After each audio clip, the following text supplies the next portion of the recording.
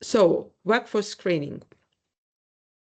Here we're talking about the life cycle of employment of a person within organization, which starts from the moment the person applies for the job and goes through pre-employment screening process when there is a thinking and organization considers whether to trust a person, whether to grant access to the person to the person within organization, ongoing suitability, the life of a person within organization, offboarding and post-employment.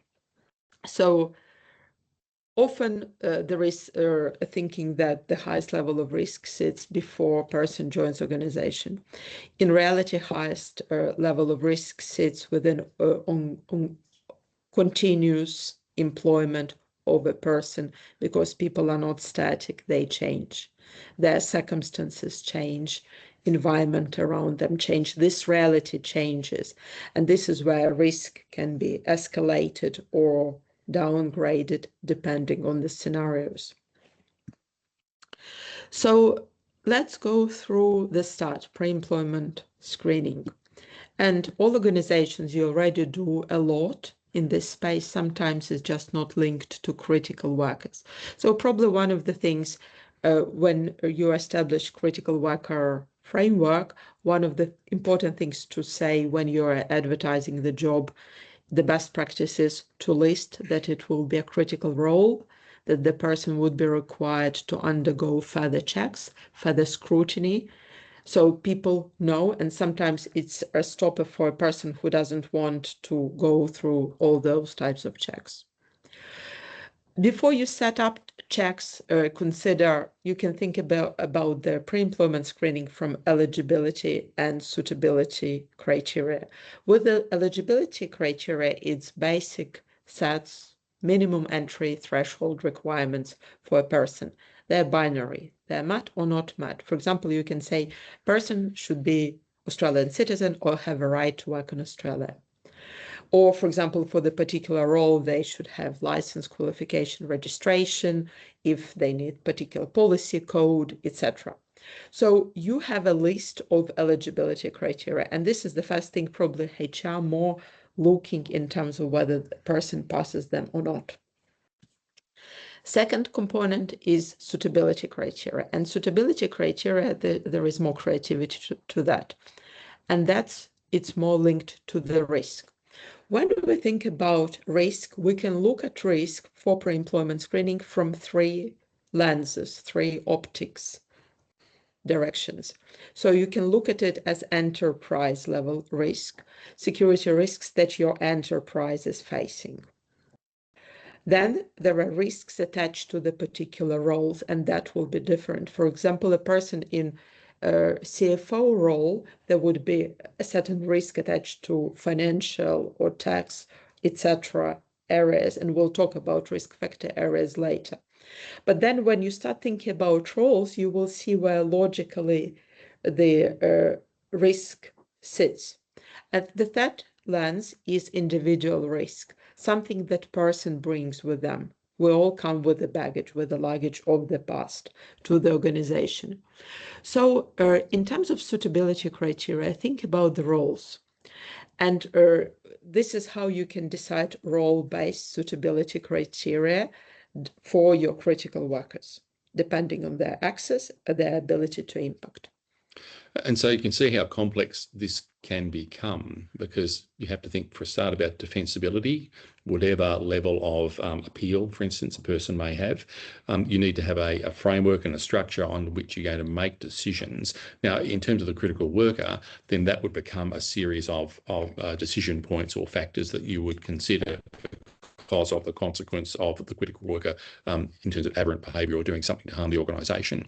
So this takes a bit to think about. As Marina said, this is a really complex component in terms of it's not a tick and flick. It's not what HR might just normally do. In terms of a SOCI entity, you need to be considering this now in a particular way because of the consequence of the critical worker either maliciously or unintentionally causing harm to the enterprise. So probably one of the things to add with different organizations, you already have a lot. So when you employ a person, often organizations run a police check. So then there can be qualification checks. Now there is an OSCHEC background check. So there are, or for some of you, it might be a requirement to have Australian government ex-post issued security clearance. Some would require further things. So you already have eligibility and suitability criteria or checks and assessments within your enterprise. The question is, I think the exercise is to put them together and to see whether for critical workers or particular roles, you need extra level of assurance. Or sometimes it can be conditions, like around certain elements. So useful framework to think about pre-employment screening and those eligibility and suitability, especially criteria. So what you see with Protective Security Policy Framework, Australian government, there is a standard on personnel security. This is the risk factor areas that are currently assessed when a person undergoes security clearance in Australia. 7 main elements, 7 main things. A person's looked as whole person, and there are different elements around the person that you can look at. External loyalties, influences, associations, that's probably would be relevant to the threat of foreign interference that currently exists. Personal relationships, conduct, financial consideration, alcohol, drug use, criminal history and conduct, security attitudes and violations, emotional and mental health consideration. So there are 7. Well, I'm sorry, before you move on, I mean, these are all extremely well developed. The Australian government process that we're showing here, in effect, matches to foreign-like entities, such in the UK, the US, New Zealand, and Canada. So this is a well-proven framework through which you can explore a person. And I would say none of these risk factor areas are absolute. So, I mean, unless someone says, I'm trying to become a Russian citizen, for instance, a foreign citizen, and do you harm? All of these things need to be taken into account. Very rarely are they absolute, and on their own may or may not be the reason you say yes or no. There's lots of shades of grey in here. And the art of this, when we go back to, I suppose, our strong preference to harness and manage human capital, is understanding the person. And if the person's not willing to talk to you about these things, so say you did a police check and they've been done for drink driving 7 or 8 times, when they didn't tell you that straight away, there's a flag there saying, well, this person may not be telling lies, but they're not particularly truthful. They're trying to hide something. Is that something in their personality that would be a problem for us going forward? So this gives you a lot of information to explore on which to make a risk-based decision. So within those 7 risk factor areas, and if you can look at the descriptions, and even if you're interested to look at the standard, you will see with some elements of it, we often see it in the workplace.